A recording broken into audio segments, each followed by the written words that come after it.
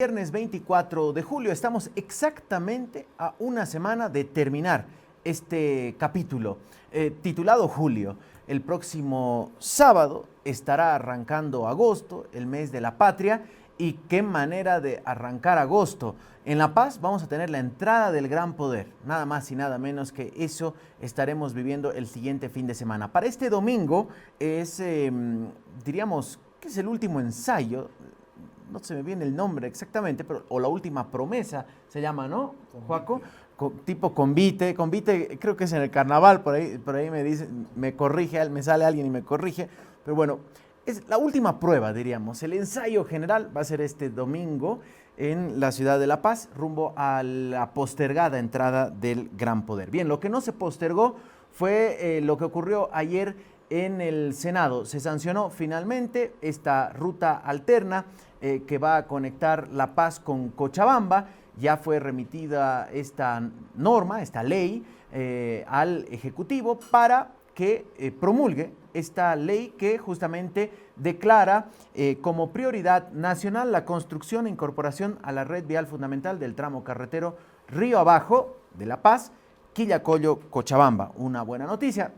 Dicen que el viaje a la yacta se podría reducir en cuanto al tiempo a la mitad prácticamente. En 4 horas se podría llegar hasta la ciudad de Cochabamba. Quiero darles un dato más porque este sí que no puedo dejar de pasar. Bueno, después de 24 horas de conocerse la intención de exportar oro, 189.5 kilos, aunque hay un senador, el senador Roca dice podría ser más, basado no sabemos en qué información que pueda tener, porque si algo no hemos tenido en este tema, como en muchos otros, es información muy clara y rápida.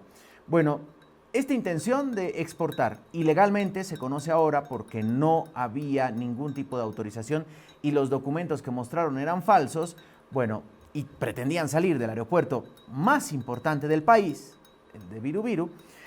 Estos 189.4 kilos de oro, después de 24 horas de que se conociesen los hechos, ayer en la noche el ministro de Gobierno Marco Antonio Oviedo dio una conferencia de prensa. Ha instruido revisar la actuación policial y la documentación del operativo con estas 4 maletas. Además, una información que no se conoció al principio, porque al principio solo se hablaba de un detenido, y por trascendidos en los medios, en algunos medios, ayer se hablaba de otros 5 detenidos, que posteriormente fueron liberados. A partir de allí, la autoridad, en conferencia de prensa, pidió explicar la liberación de las otras 5 personas involucradas. Para verificar, además, la cantidad del mineral secuestrado y establecer posibles responsabilidades. Cuidado que pase como con las cajas fuertes de Marcet, ¿no? Que al principio estaban vacías y meses después dijeron, no, sí había una 4ª caja con más cositas. Cuidado que pase eso o en el camino algunas pepitas de oro se puedan caer por allí. Vamos a guardar un poco más de los siguientes temas. Comunicado que ha sacado la vicepresidencia, en el que le recuerda al presidente y al Ejecutivo que es tuición justamente de ese poder del Estado la designación y el nombramiento de embajadores, algo que se ha convertido en un tema, una ola de críticas de diferentes sectores y personalidades, como por ejemplo la ex canciller Karen Longarich, que decía, en 45 años que estoy en la Cancillería, nunca he visto un momento tan lamentable como el que ahora estamos viendo, donde hay embajadas sin embajadores, hay consulados al frente de esos consulados agentes consulares que a la vez están haciendo los trámites necesarios. Entonces, ahí es importante entender cuáles son las funciones finalmente de un embajador. Es cierto que también hay los cócteles y que parte de la vida diplomática es asistir a estos cócteles, que para muchos son divertidos, ¿no? Eso ya dependerá de cada uno. Para otros son una pérdida de tiempo. Pero bueno, es parte de las reglas, diríamos, de la democracia y cómo se entiende, de la diplomacia y cómo se ha construido aquello. Entonces, pero parte de las funciones de un embajador es justamente representar al país, Bolivia, en el lugar donde está. Pongamos Brasil. Tener reuniones con funcionarios, con ministros, inclusive con el presidente, para hablar de proyectos de cooperación, proyectos de inversión y también posibilidad de, por ejemplo, la presencia de productos bolivianos en sus mercados. Se convierten en también grandes, diríamos, ofertantes de lo que tiene Bolivia para vender, abrir un mercado para el café, o para la carne, o para los vinos, o para los tejidos, o cuánto producto se vaya a realizar en nuestro país. Bueno, la vicepresidencia ha conminado al presidente a que de una vez por todas remita la lista de aspirantes, postulantes a ser embajadores y embajadoras al Senado.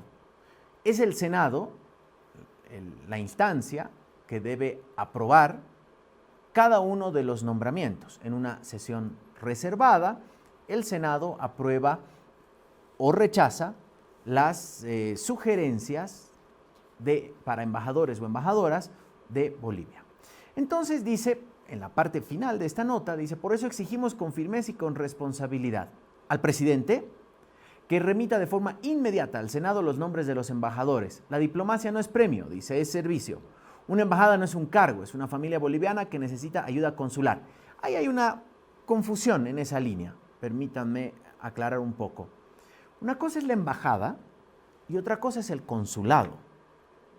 Los trámites que los bolivianos, cuando estamos en el exterior, necesitamos, no los hacemos frente a la embajada, los hacemos frente al consulado, quien nos entrega un certificado de antecedentes penales o policiales, quien nos renueva el carnet de identidad, o incluso nos emite un pasaporte, o podemos hacer un poder, o casarnos, es en un consulado.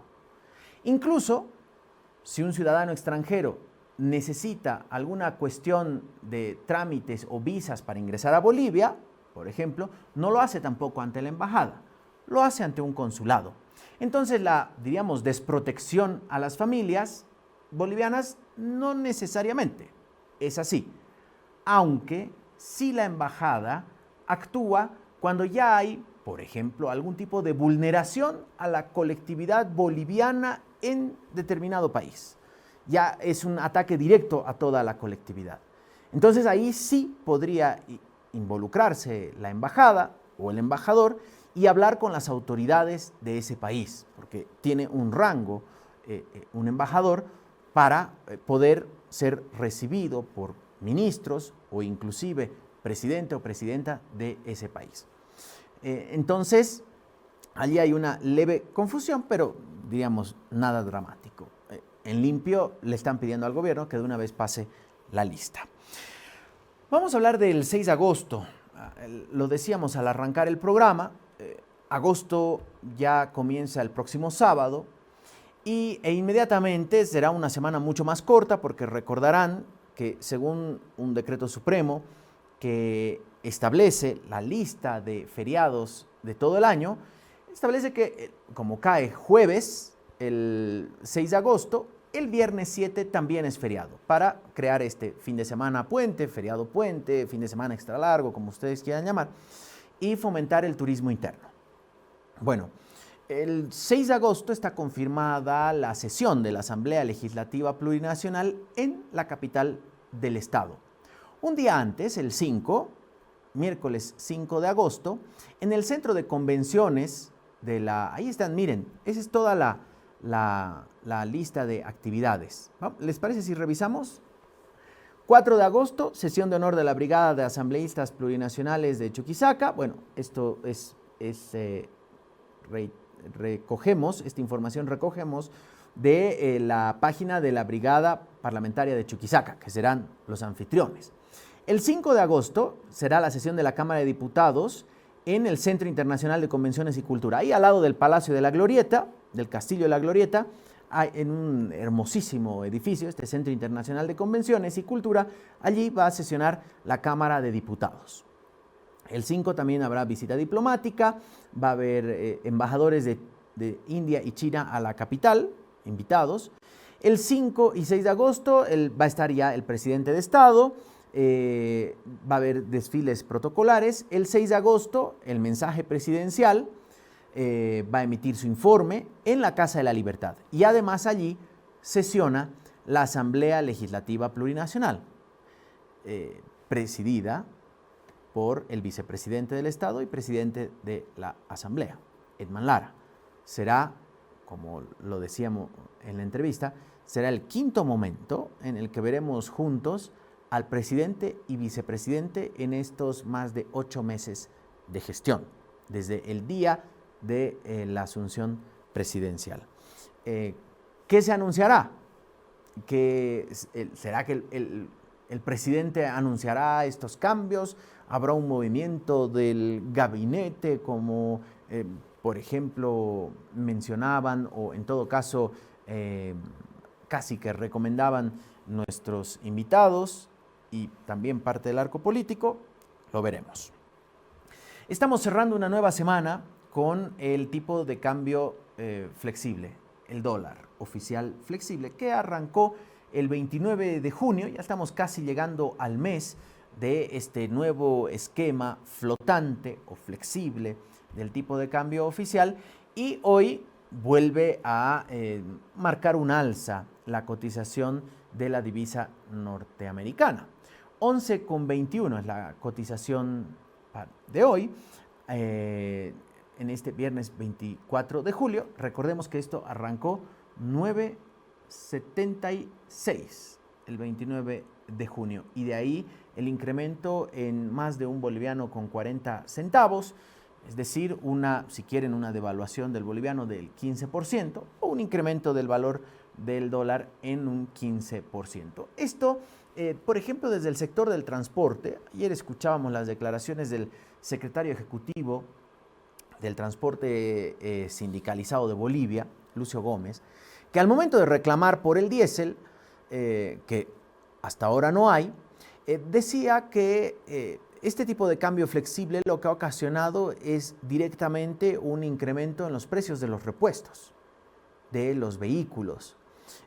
Esto que también hemos escuchado, por ejemplo, del sector gremial, que decía ya no tenemos la capacidad de controlar porque esto día a día sube, entonces ya no sabemos, diríamos, a qué cotización regirnos.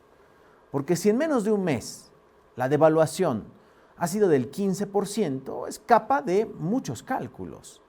Aunque algunos, más optimistas, dicen que es muy normal este tipo de situaciones, que en otros países es mucho peor, y que esto va a encontrar su meseta. Desde el gobierno también aseguran eso, aunque no con esa calificación de meseta, pero sí su momento de estabilización, que se espera sea en las próximas semanas. 2, 3, 4, 5, 6, no está muy claro, pero dijeron en las próximas semanas. En las próximas semanas también se anunció, o por lo menos así lo hizo el ministro José Gabriel Espinosa, que habrá un desembolso entre 2.500 hasta 2.800 millones de dólares por parte del Fondo Monetario Internacional, lo que va a permitir cierto respiro o bajarle la presión a la divisa norteamericana, que hoy por hoy es difícil ir a una casa de cambio y poder comprar dólares. Lo que sí están haciendo las casas de cambio es sí cambiar dólares, comprarlos, pero venta es realmente muy, muy difícil encontrar. ¿Qué pasa en el ecosistema cripto? ¿Cuánta diferencia hay entre el dólar oficial y el dólar cripto, que es mucho más sensible, cambia minuto a minuto? Miren, ya está rozando, diríamos, o muy cerca a los 12 bolivianos. En Binance, el USDT, 11 bolivianos con 75 centavos. En RTM, 11 con 74. En Taquenos ya superó los 12 bolivianos, 12 con 04 centavos. para recibir, para enviar, pagar 11 bolivianos con 62 centavos. Muy por encima de la cotización oficial. Y el petróleo, a ver, vamos a revisar ahora. Vamos a ver, justo los agarré en aprietos a nuestros compañeros. ¿Por qué? Porque en medio de estas tensiones a nivel mundial en Oriente Medio, en Irán, claro, el control sobre el estrecho de Hormuz se convierte en un dispositivo que, en este caso, eleva el precio del barril de petróleo. El West Texas Intermediate, que es el que nos sirve a nosotros, en $88 con 37 centavos su cotización. Está un poco más bajo, la buena noticia, que ayer, ¿no? Ayer cuando estaba por encima de los $90. A propósito de la situación en Irán, ayer la Cámara de Representantes de Estados Unidos ha votado una ley en contra de del avance, diríamos, ¿no? De la incursión militar estadounidense en Irán. Deberá ahora ser refrendada por el Senado, donde ahí parece que todo es un poco más complicado por el momento, donde los republicanos sí tienen un control. Pero en la Cámara de Representantes, que es el equivalente a Cámara de Diputados, 4 diputados, diríamos, republicanos, votaron en contra de las acciones militares de Estados Unidos. ¿Se dieron la vuelta o no? Usted vaya a ver. Pero esto muestra un poco la situación compleja y qué es lo que se está analizando, mirando y ocurriendo en Estados Unidos en la antesala de las elecciones de medio término, que serán en noviembre y que van a renovar parte de la Cámara de Senadores y de la Cámara de Representantes. O reiteramos, Cámara de Diputados sería para nosotros, donde todas las encuestas dan por sentada una derrota del Partido Republicano que hoy gobierna ese país a la cabeza de Donald Trump. Veremos, hay que estar muy atentos a qué es lo que está pasando, cómo se van moviendo los hilos por allá y de qué manera la crisis interna también afecta a las decisiones de lo que ocurre externamente en Estados Unidos.